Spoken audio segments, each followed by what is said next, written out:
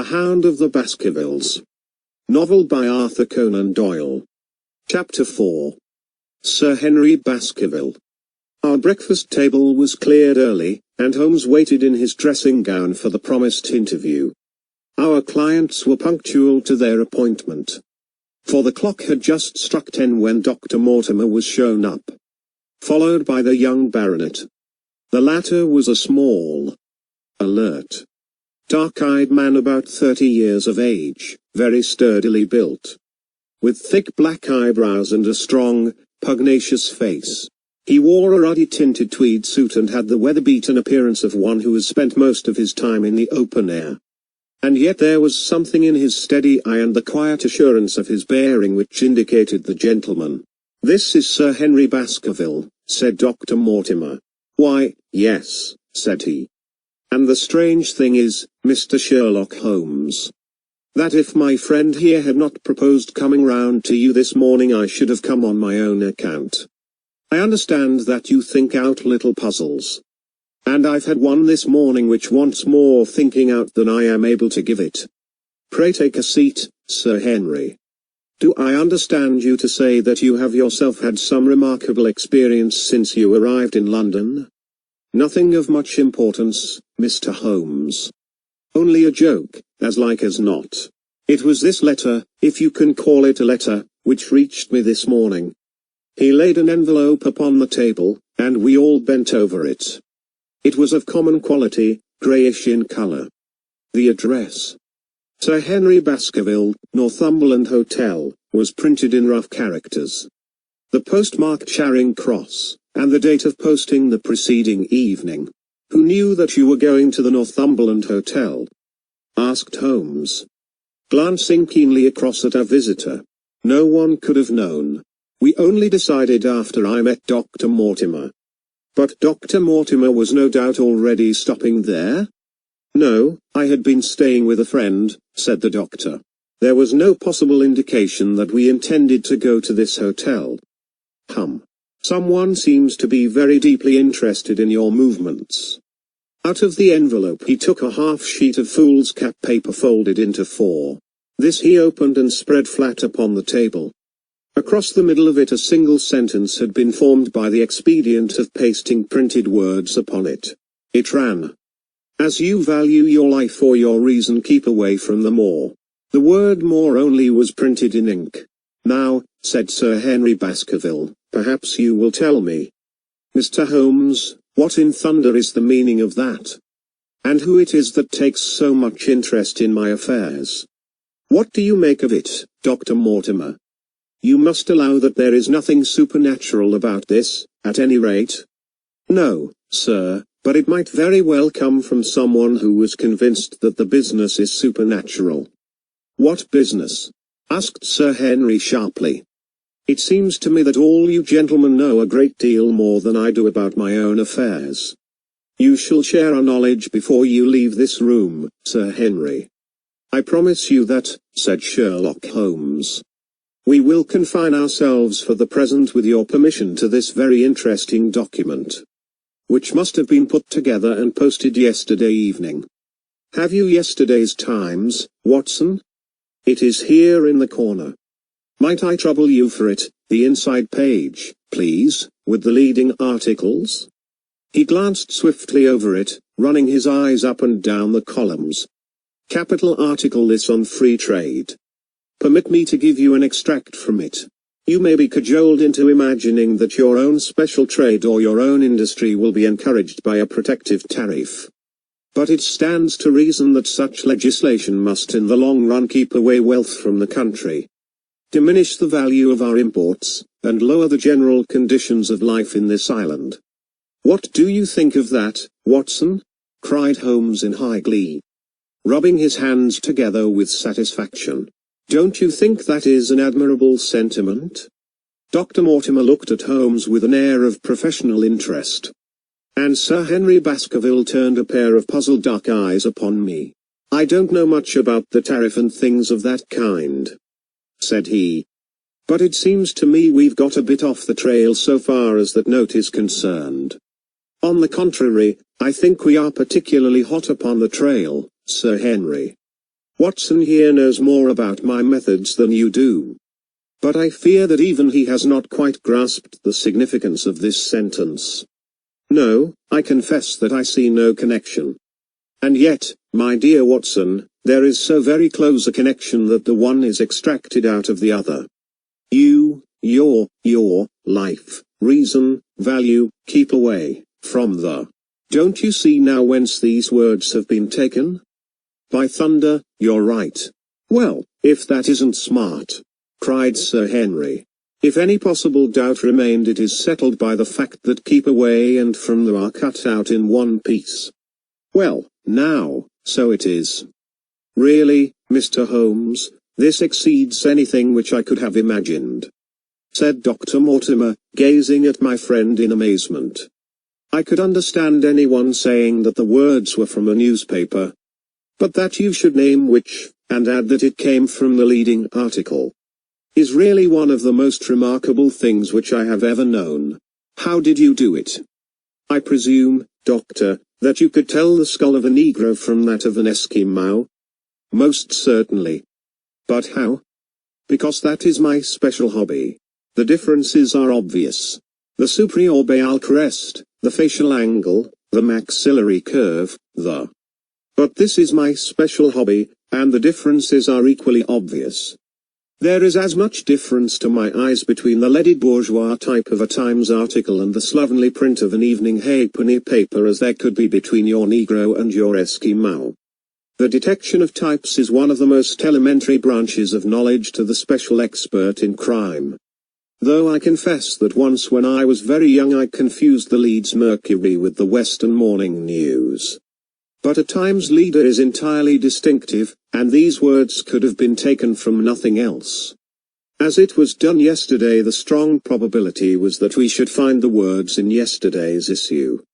So far as I can follow you, then, Mr. Holmes, said Sir Henry Baskerville. Someone cut out this message with a scissors. Nail scissors, said Holmes. You can see that it was a very short-bladed scissors. Since the cutter had to take 2 snips over keep away. That is so. Someone, then, cut out the message with a pair of short-bladed scissors, pasted it with paste. Gum, said Holmes. With gum onto the paper. But I want to know why the word more should have been written. Because he could not find it in print. The other words were all simple and might be found in any issue, but more would be less common. Why, of course, that would explain it. Have you read anything else in this message, Mr. Holmes? There are 1 or 2 indications, and yet the utmost pains have been taken to remove all clues. The address, you observe, is printed in rough characters. But the Times is a paper which is seldom found in any hands but those of the highly educated. We may take it, therefore, that the letter was composed by an educated man, who wished to pose as an uneducated one, and his effort to conceal his own writing suggests that that writing might be known, or come to be known, by you. Again, you will observe that the words are not gummed on in an accurate line, but that some are much higher than others. Life, for example, is quite out of its proper place. That may point to carelessness, or it may point to agitation and hurry upon the part of the cutter. On the whole I incline to the latter view, since the matter was evidently important. And it is unlikely that the composer of such a letter would be careless. If he were in a hurry, it opens up the interesting question why he should be in a hurry, since any letter posted up to early morning would reach Sir Henry before he would leave his hotel. Did the composer fear an interruption, and from whom? We are coming now rather into the region of guesswork, said Dr. Mortimer. Say, rather, into the region where we balance probabilities and choose the most likely. It is the scientific use of the imagination, but we have always some material basis on which to start our speculation. Now, you would call it a guess, no doubt, but I am almost certain that this address has been written in a hotel. How in the world can you say that? If you examine it carefully, you will see that both the pen and the ink have given the writer trouble. The pen has spluttered twice in a single word and has run dry 3 times in a short address, showing that there was very little ink in the bottle. Now, a private pen or ink bottle is seldom allowed to be in such a state. And the combination of the two must be quite rare. But you know the hotel ink and the hotel pen, where it is rare to get anything else. Yes, I have very little hesitation in saying that could we examine the waste paper baskets of the hotels around Charing Cross until we found the remains of the mutilated Times leader, we could lay our hands straight upon the person who sent this singular message. Hulloa. Hulloa. What's this? He was carefully examining the fool's cap, upon which the words were pasted, holding it only an inch or two from his eyes. Well? Nothing, said he, throwing it down. It is a blank half-sheet of paper, without even a watermark upon it. I think we have drawn as much as we can from this curious letter, and now. Sir Henry, has anything else of interest happened to you since you have been in London? Why, no, Mr. Holmes. I think not. You have not observed anyone follow or watch you? I seem to have walked right into the thick of a dime novel, said our visitor. Why in thunder should anyone follow or watch me? We are coming to that. You have nothing else to report to us before we go into this matter? Well, it depends upon what you think worth reporting. I think anything out of the ordinary routine of life well worth reporting. Sir Henry smiled. I don't know much of British life yet, for I have spent nearly all my time in the States and in Canada. But I hope that to lose one of your boots is not part of the ordinary routine of life over here. You have lost one of your boots? My dear sir, cried Dr. Mortimer, it is only mislaid. You will find it when you return to the hotel.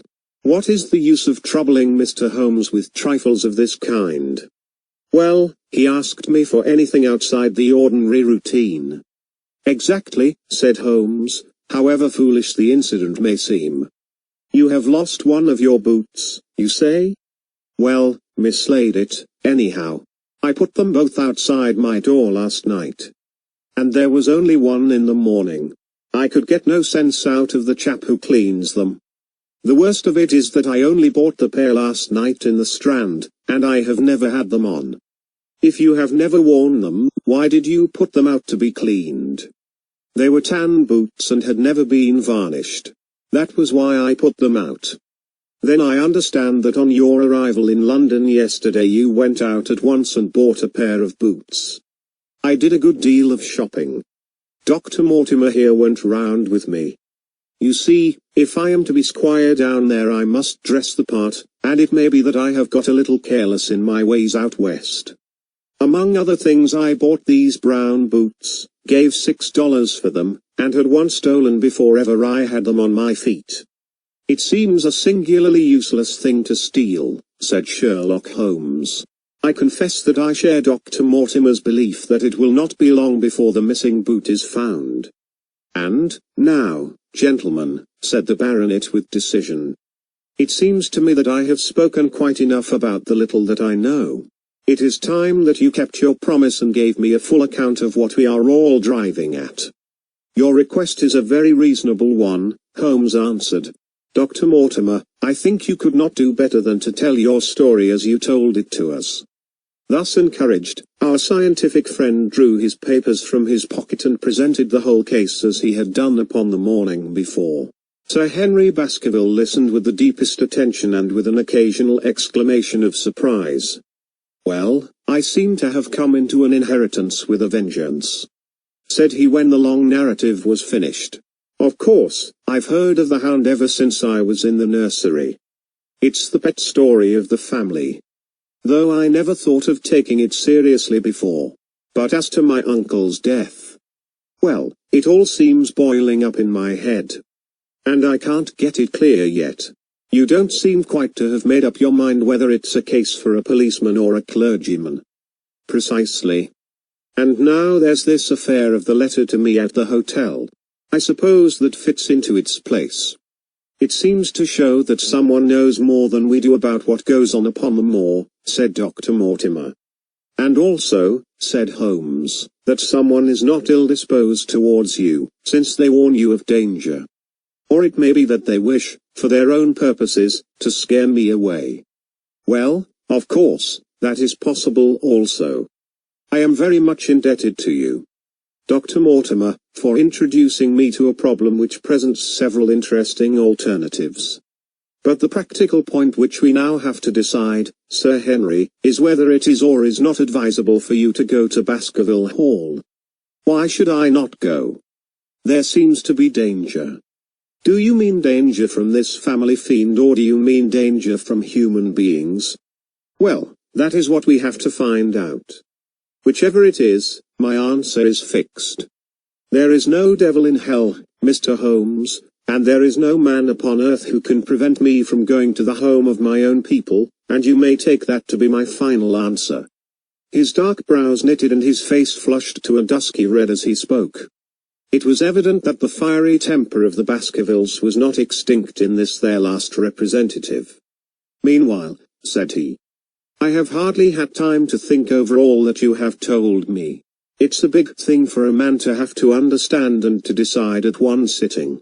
I should like to have a quiet hour by myself to make up my mind. Now, look here, Mr. Holmes, it's 11:30 now and I am going back right away to my hotel. Suppose you and your friend, Dr. Watson, come round and lunch with us at 2. I'll be able to tell you more clearly then how this thing strikes me. Is that convenient to you, Watson? Perfectly. Then you may expect us. Shall I have a cab called? I'd prefer to walk, for this affair has flurried me rather. I'll join you in a walk, with pleasure, said his companion. Then we meet again at 2 o'clock. Au revoir, and good morning. We heard the steps of our visitors descend the stair and the bang of the front door. In an instant Holmes had changed from the languid dreamer to the man of action. Your hat and boots, Watson, quick. Not a moment to lose. He rushed into his room in his dressing gown and was back again in a few seconds in a frock coat. We hurried together down the stairs and into the street. Dr. Mortimer and Baskerville were still visible about 200 yards ahead of us in the direction of Oxford Street. Shall I run on and stop them? Not for the world, my dear Watson. I am perfectly satisfied with your company if you will tolerate mine. Our friends are wise, for it is certainly a very fine morning for a walk. He quickened his pace until we had decreased the distance which divided us by about half. Then, still keeping 100 yards behind, we followed into Oxford Street and so down Regent Street. Once our friends stopped and stared into a shop window, upon which Holmes did the same. An instant afterwards he gave a little cry of satisfaction, and, following the direction of his eager eyes, I saw that a hansom cab with a man inside which had halted on the other side of the street was now proceeding slowly onward again. There's our man, Watson. Come along. We'll have a good look at him, if we can do no more. At that instant I was aware of a bushy black beard and a pair of piercing eyes turned upon us through the side window of the cab. Instantly the trapdoor at the top flew up, something was screamed to the driver, and the cab flew madly off down Regent Street. Holmes looked eagerly round for another, but no empty one was in sight. Then he dashed in wild pursuit amid the stream of the traffic, but the start was too great, and already the cab was out of sight. There now, said Holmes bitterly as he emerged panting and white with vexation from the tide of vehicles. Was ever such bad luck and such bad management, too? Watson, Watson. If you are an honest man you will record this also and set it against my successes. Who was the man? I have not an idea. A spy? Well, it was evident from what we have heard that Baskerville has been very closely shadowed by someone since he has been in town. How else could it be known so quickly that it was the Northumberland Hotel which he had chosen? If they had followed him the first day I argued that they would follow him also the second. You may have observed that I twice strolled over to the window while Dr. Mortimer was reading his legend. Yes, I remember. I was looking out for loiterers in the street, but I saw none. We are dealing with a clever man, Watson. This matter cuts very deep, and though I have not finally made up my mind whether it is a benevolent or a malevolent agency which is in touch with us, I am conscious always of power and design. When our friends left, I at once followed them in the hopes of marking down their invisible attendant. So wily was he that he had not trusted himself upon foot, but he had availed himself of a cab so that he could loiter behind or dash past them and so escape their notice. His method had the additional advantage that if they were to take a cab he was all ready to follow them. It has, however, one obvious disadvantage. It puts him in the power of the cabman. Exactly. What a pity we did not get the number.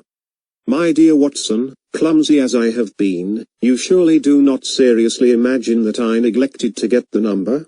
Number 2704 is our man. But that is no use to us for the moment. I fail to see how you could have done more. On observing the cab I should have instantly turned and walked in the other direction. I should then at my leisure have hired a second cab and followed the first at a respectful distance, or, better still, have driven to the Northumberland Hotel and waited there. When our unknown had followed Baskerville home we should have had the opportunity of playing his own game upon himself and seeing where he made for. As it is, by an indiscreet eagerness, which was taken advantage of with extraordinary quickness and energy by our opponent, we have betrayed ourselves and lost our man. We had been sauntering slowly down Regent Street during this conversation, and Dr. Mortimer, with his companion, had long vanished in front of us. "There is no object in our following them," said Holmes. "The shadow has departed and will not return. We must see what further cards we have in our hands and play them with decision." "Could you swear to that man's face within the cab?" "I could swear only to the beard." "And so could I, from which I gather that in all probability it was a false one. A clever man upon so delicate an errand has no use for a beard save to conceal his features. Come in here, Watson." He turned into one of the district messenger offices, where he was warmly greeted by the manager. "Ah, Wilson, I see you have not forgotten the little case in which I had the good fortune to help you." "No, sir, indeed I have not. You saved my good name, and perhaps my life." "My dear fellow, you exaggerate. I have some recollection, Wilson, that you had among your boys a lad named Cartwright, who showed some ability during the investigation." "Yes, sir, he is still with us." "Could you ring him up?" "Thank you. And I should be glad to have change of this £5 note." A lad of 14, with a bright, keen face, had obeyed the summons of the manager. He stood now gazing with great reverence at the famous detective. "Let me have the hotel directory," said Holmes. "Thank you. Now, Cartwright, there are the names of 23 hotels here, all in the immediate neighborhood of Charing Cross. Do you see?" "Yes, sir." "You will visit each of these in turn." "Yes, sir." "You will begin in each case by giving the outside porter 1 shilling. Here are 23 shillings." "Yes, sir." "You will tell him that you want to see the waste paper of yesterday. You will say that an important telegram has miscarried and that you are looking for it. You understand?" "Yes, sir."